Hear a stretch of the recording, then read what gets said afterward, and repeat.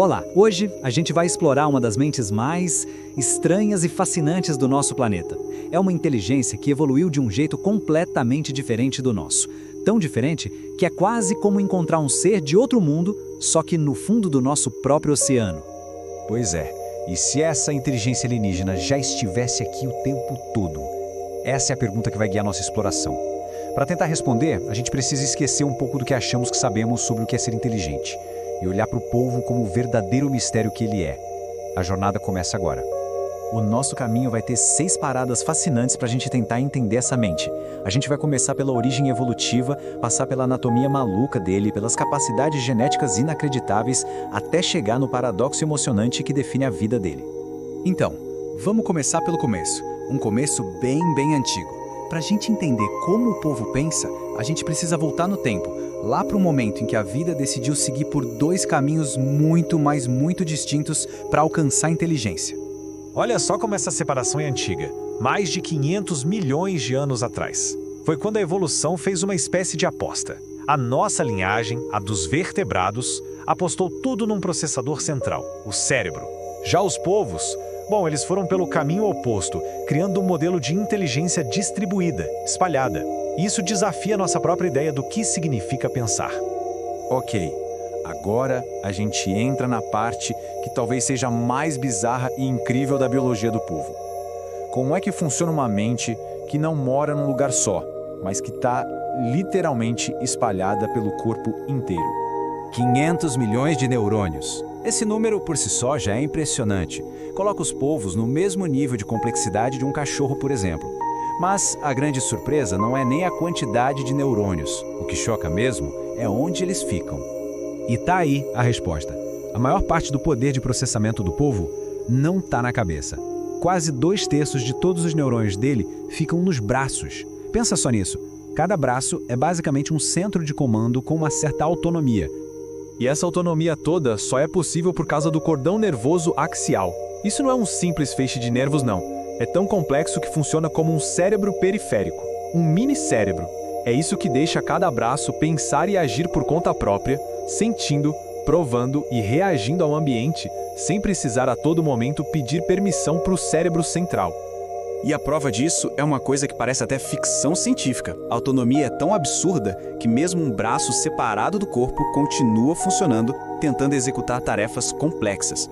É a prova definitiva de que a inteligência ali não é um monólogo de um cérebro só, mas um diálogo constante entre 9 centros de processamento. Mas essa mente descentralizada é só o começo do espetáculo.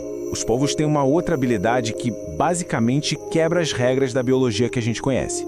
Eles conseguem modificar a própria genética em tempo real. Pensa assim, a maioria das espécies, inclusive a nossa, depende de mudanças lentas, permanentes, no DNA, no hardware. O polvo não.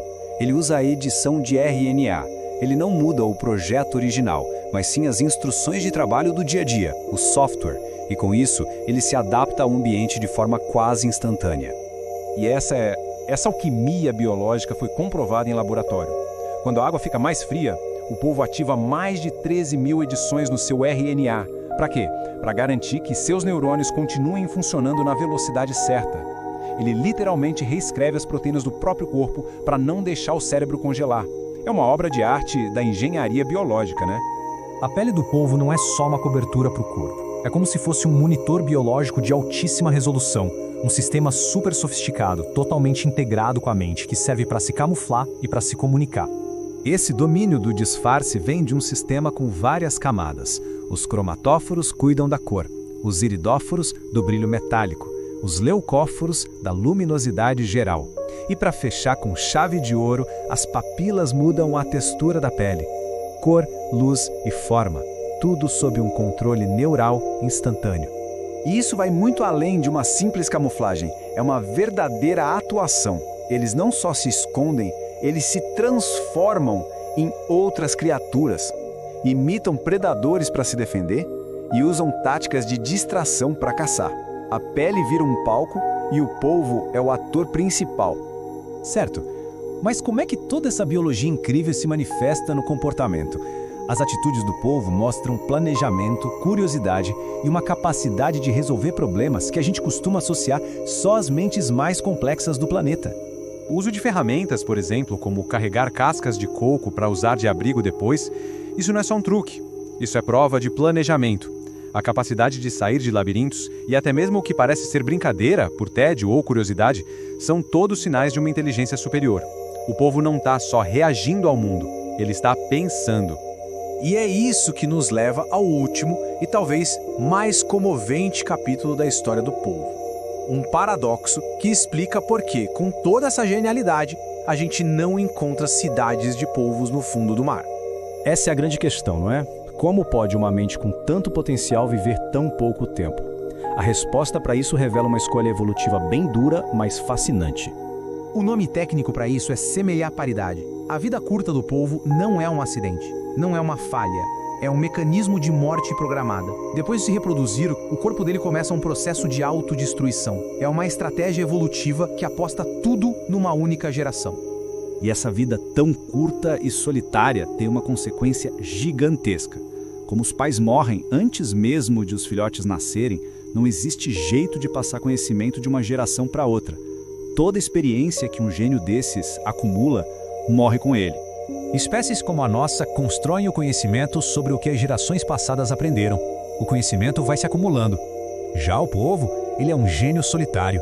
Cada um deles é forçado a reinventar o mundo do zero. Assim, simplesmente não dá para construir uma cultura. E a gente termina com essa reflexão.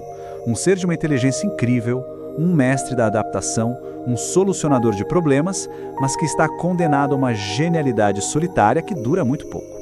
O povo fica como um lembrete espetacular de que a inteligência pode aparecer de formas que a gente mal começou a entender.